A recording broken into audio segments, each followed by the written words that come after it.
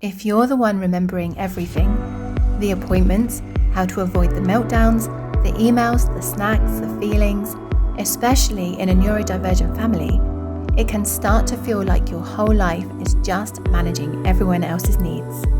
The hardest part is that from the outside, it looks like you're coping beautifully. In this episode, we explore the reality of that load and why you're not failing. You're living in survival mode. When you can see this, life begins to shift. You're listening to Confessions of a Working Mum. Hello and welcome to Confessions of a Working Mum, the space where we get honest about the beautiful, messy reality of modern motherhood, ambition, and everything in between.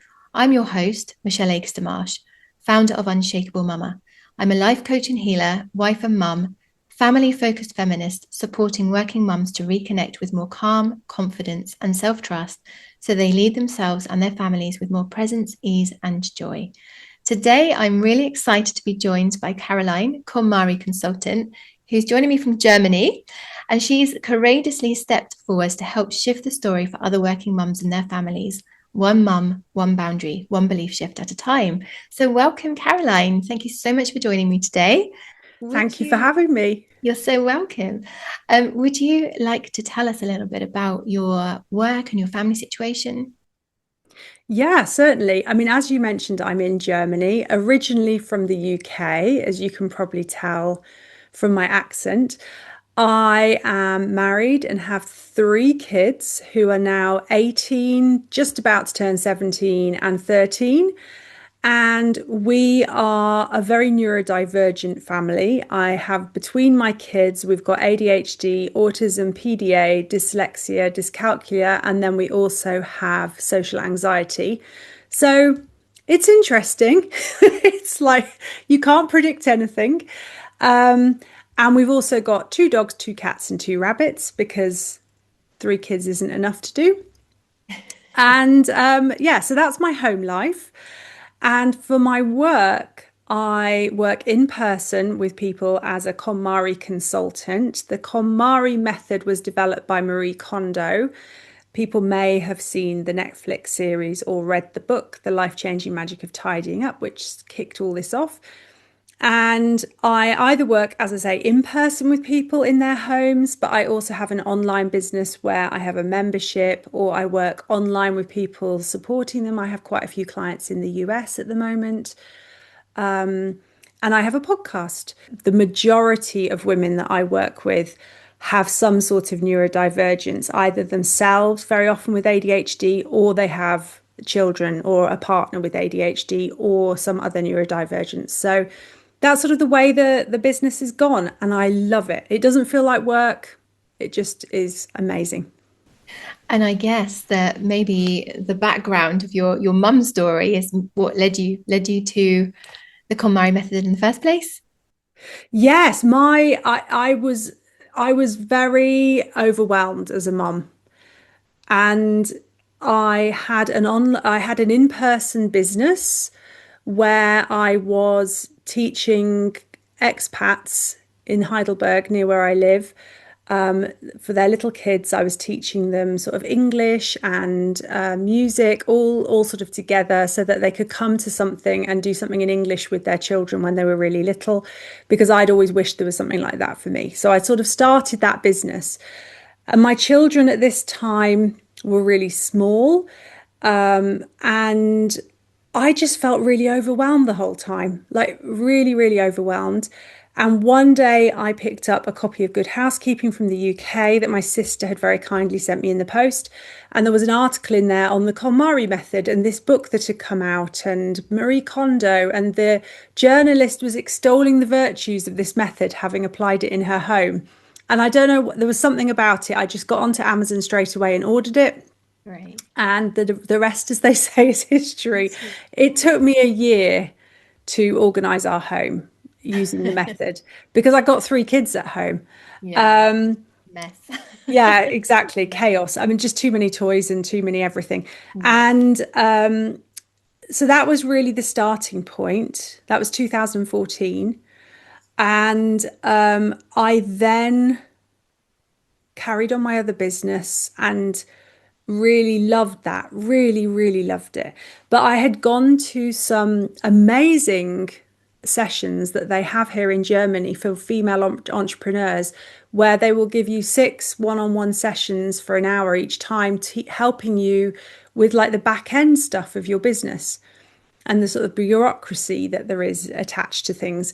And one day the lady said to me, "Have you thought about the future? Are you really going to be wanting to sit on the floor when you're 60 singing the same songs?" And I was Interesting. like, "Yeah, I love it. It's great." But it sowed this seed in the back of my mind. And I Maybe you hadn't didn't. even, yeah, I hadn't even realized it was niggling there. Like, do I really want to be sitting singing Old MacDonald when I'm 60? So, and then COVID hit and I couldn't teach my classes anymore for a time. And at that point, my youngest child went into autistic burnout. So there was no leaving the house. There was nothing. They couldn't do anything. It was absolutely horrendous. And I saw online that you could train to become a KonMari consultant. I didn't even know it was a thing. And I said to my husband, "I'm going to train to be a KonMari consultant." And he's like, "Oh, here she goes Brilliant. again." I was always having great Great. ideas of things. That sounds awesome.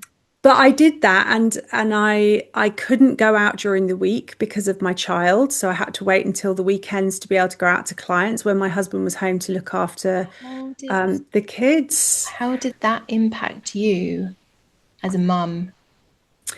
Oh, that was a really dark time.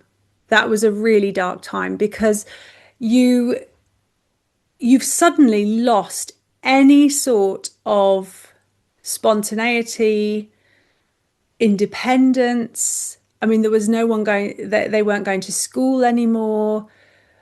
Or if they did make it into school, there was every chance school was going to phone and say, "Can you come and get them?" So I couldn't leave the house of a morning. I had to be on call. But more often than not, we'd get up in the morning and I'd be like, "Right, let's get ready, let's go." And then it would be very clear at the last minute we weren't going anywhere. And I'm very much someone that if my routine is going according to plan, I'm great. Like I can follow through, I'm very productive. But as soon as one thing throws a spanner in the works, my whole day just goes out the window and I Mm, just don't seem to be able to get anything done. So I was just feeling really lost. I couldn't go back to teaching my classes because I couldn't go out to teach. So I had to get someone else to take over those classes for me. I still kept the business and I was running the back end of it, which was quite good. That gave me something to do. But I started to realize that I needed some purpose for me. yeah. That was really, really important. And I started looking into online courses that I could do because I was at home and I did an online course about starting up an online business. And during that course, they said you need to put out some weekly content. It either needs to be a podcast, a newsletter, not a newsletter, a blog, or a video. So I chose podcast and I threw myself into it wholeheartedly. And I've missed one episode in the last 3 years. Oh, 1 week I really? didn't manage to. That was the week I had COVID. And it became my purpose. Regardless of what was going on, I was going to make sure this podcast episode went out. And also from that week on, I sent a weekly email. I've never missed a weekly email in 3 years. Right. So it really gave me purpose and Yeah. I could fit it around my child. So if they were doing okay and didn't need me for half an hour, I could pop into my little office and do something for me. Yeah. And that is really what has kept me sane Mm, and made me actually quite driven about my online business because I've been like, yeah. yeah, I can do this. Doesn't matter what else is going on. I'm still there for my child. I'm still doing the best job I can as a mum. I'm there for them. I'm not forcing them to go into school when they can't because I want to go out to work or I need to go out to work. I'm in this luxury position that I have this job that gives me that flexibility. Yeah. So Yeah. I'm really going to make this work. And not only that, I can use this as a way of supporting other women who are like me. Yeah. And that has been the biggest joy of it all, seeing the impact that me working with other families has had on their families and their lives as well. So that has been Yeah. huge. Oh, Really it's the huge. ripple effect, isn't it? It's the same in my work as well. It's that ripple effect. Yeah. So yeah. Well, thank you for sharing that story because I can imagine that that would have been quite a cultural shift for you in your home when that all started kicking off. Yeah. What did you do with yourself then when you were on hold initially before the podcast? What did you used to do with your time when you were sort of in limbo? I actually couldn't do very much at all because my child's nervous system was so completely shot that they needed me in this space with them all the time. Okay. So I would literally just be sitting in a room with them, but I couldn't look at my phone or do anything because that would really stress them out. So I could literally sometimes sit for a few hours on the floor in the bedroom or on the sofa next to them and just be there. And wherever I went, I was followed. It was like having a shadow. So if I wanted to get up off the sofa and go and make a cup of tea, that couldn't happen because Mm. that just completely would stress them out. And there would be no, you can't go. It's like, okay, I will just sit here then. So that was basically a long months that went on. Yeah. So And during that time, I really couldn't do anything. The most I could do would be perhaps tidy up the house a bit or a bit of cleaning or cooking. I'd have to get meals ready for my other children when they got home from school. But other than that, how was nothing. your nervous system? I'm asking these questions because I think is a really interesting conversation for other mums who may be at the start of a journey with Mm. newly diagnosed children. How did your nervous system feel? What was helpful for you? There was a lot of crying on my part Mm. because I would literally would lie in bed in the morning and cry before I got up because I just thought I don't know how they're going to be today. Yeah. I don't know where because they were very, very angry. And it's very hard having someone being angry all the time with you. So I would just and I actually found the crying bit really helpful because it was like a release. So Yeah. that was really good, like just get that out of my system. And then a lot of my support came from my husband and I just talking everything through. So he would get home from work of an evening and I would just offload like this is how my day's been, this is what's happened, and we'd talk through, okay, well, could we have said something different here, would that have helped the situation? So I never felt, even though I was on my own during the day, I never felt like it was just my problem, That's really and lovely. that was amazing. Yeah. And is that something you asked him for support with, or was he there just there willingly, like with Yeah, unprompted? yeah, I think he was, but I think also that over the years I and it actually started with the KonMari method all those years ago, that I started to sort of set up boundaries of what was okay for me and what wasn't. Yeah. Like in terms of, I expect there to be support for the washing and the cleaning and the cooking and all the rest of it, because just because you go out to work and come home doesn't mean that it's all my job, because I'm trying to work and Look do all after the the stuff children as and well. that. Yeah, That's three your kids and job. that we didn't have all the pets at that point. That's come later. I think that's a good indication actually of how good my nervous system got, because we just kept getting more pets, and it's like, yeah, I can deal with anything. It's all fine. And the pets are actually very calming as well, aren't they? So you've got They double whammy are, there. I can deal with anything, yes, but I've also got that outlet to stroke the pet. yeah, exactly. And if you've got dogs, you have to leave the house and take them for a walk. It That's true. gets you out Mm, of the situation. yeah. But I think one thing that has really helped both my husband and I is really practicing radical acceptance. Yeah. And we hadn't realized how good we had got at it until we did last summer an online course for 12 weeks for the type of autism that our child has, pathological demand avoidance. Mm. And the whole of the first month of this course that we did was about radical acceptance. And we were just we actually we pretty much got this. We're good at this already. Like I and this is why I think my business became what it did. Because I was just very much opinion, okay, well, I can't change this situation. So how can I make the best out of it? How can I still be happy despite the fact that I've got a child who's really unhappy? And they always say to you, don't you, you're only as happy as your least happy child. You've got to find some way of like rising above that and still being okay. And I really felt I needed to do that for my other children as well. I couldn't just be sort of, I lost you. You there? what happened? Yeah, okay. Um, shall I carry on? Yeah. Yeah. I couldn't just sort of be miserable all the time. So yeah, we just practiced this radical acceptance. And then during this course, the lady actually said to everybody, you have to accept the fact that this is how your child is. And what if it never gets any better than it is now? How are you still going to be happy? That is a very powerful question. Yeah. Mm. Yeah.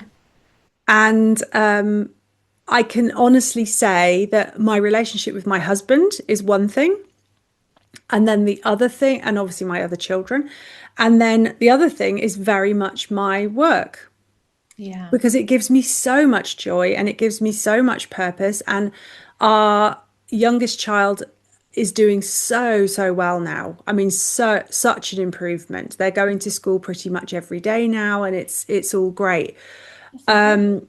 But that I think is due to, well, I know it is due to all the work we put in and the sort of supporting their nervous system that we did, Yeah. which got them to that point. But I certainly don't take it for granted that every day is going to stay like it is now. Yeah. That's incredible. That's really incredible foundations that you've put in place there. The Mhm. perseverance, that radical self-responsibility and acceptance is, yeah, it's what I teach as well. And yeah, there's a lot of truth in that. And you've just Yeah. highlighted it. So, oh, incredible. Well, thank you so much for sharing all of that with us. I think that'll be really helpful. I think we've kind of gone off script a little bit here, but you have actually answered my standard, my normal questions, I think. What's the story? How's it shaped your life? And how would you briefly describe your life now? So the next question I would like to ask is, what do you often dream or long for now for yourself? I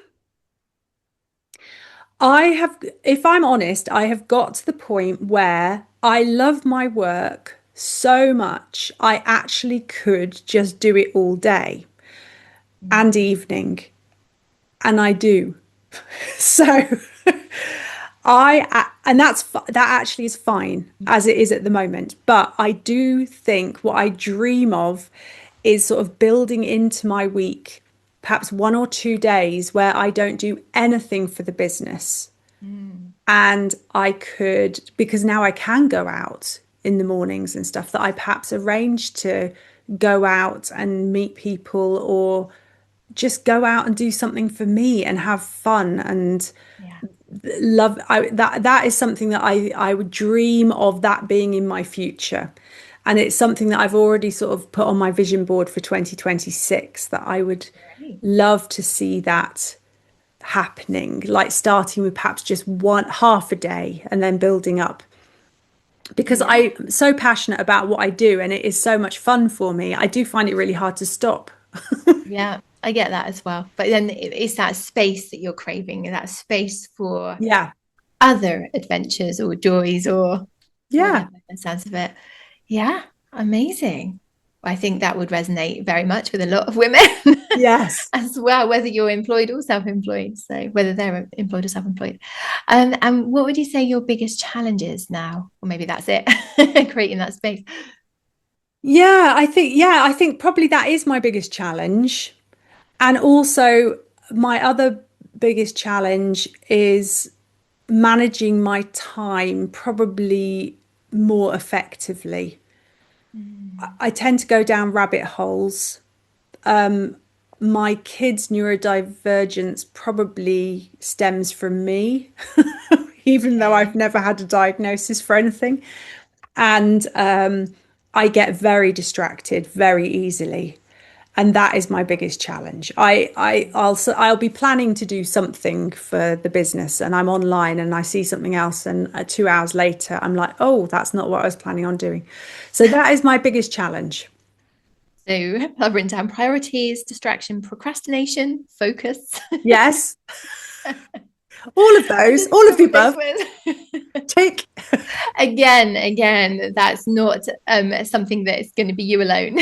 In fact, no, I know, because that's what my whole business is built around, is helping women prioritize and focus and really move all the procrastination and all of that. So yeah, that is incredible. So yeah, well, once you removed that, then you will start to create that space. Exactly. That's the plan. So it's not really time management at all. It's actually about being focused on your priorities. It is. And I'm now starting to try to have a timer on. Oh yeah. And that I'm not allowed, while the timer's running, to look at anything else. I have to just stay focused on what it is I was meant to be doing. And that's starting to help. That's really helpful. That's a really helpful technique. Yeah. Okay, so here's my last question for you today. So how much would you pay a fairy godmother to bring those dreams to life, to help you bring those dreams to life? How much would I pay a fairy godmother? Yeah. Oh, I don't know that I would actually pay that much. Okay. Because I love my life as it is. It is a dream to be able to perhaps have a day off a week where I do nothing for the business. But would I pay money for that when actually I do love life as it is now? I don't think I would. And I don't know that you can put a price on free time.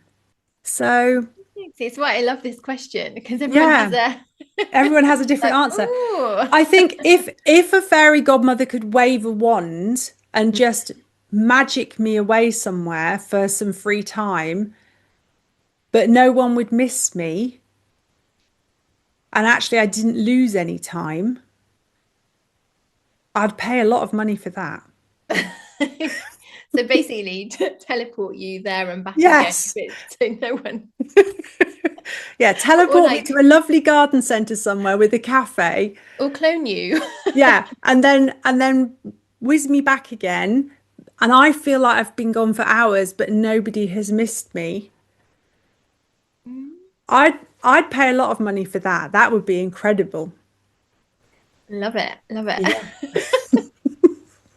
Good stuff. Well, thank you for answering and playing the game. Yeah, absolutely. That's fantastic. Well, I know that everything you've shared today is going to be super helpful for at least one mum listening, one mum at a time, but more than one mum, I know. So thank you so much for your time today in sharing your story. You're listening to Confessions of a Working Mum. Much love and thanks goes to Caroline for her time and courage to share her story today. If this episode landed for you, it's probably because you're used to holding it all together on the outside, whilst feeling depleted on the inside from managing your family's high emotions. You're not the only mum feeling guilty for wanting more, or feeling like your own life is on pause, even though your family needs you. It makes sense when you really look at everything you're holding. None of this is personal failure. Things can shift for you and your family, calmly and steadily. Life doesn't have to stay like this. There's a way to experience more calm, more space, more real support, and start feeling like yourself again within the life you already have. If you're ready for that next step, you can download my free Overload Reset or get your free personalized permission oracle reading. Both are a gentle place to start reclaiming your time and energy and giving yourself permission to allow more of what you want into your life. Or for deeper support, you can explore my 60-minute one-to-one mind massage or Unshakable Mama's 4-month portal to peace, permission and possibility. Everything's there for you whenever you're ready. Thank you so much for joining me for this episode.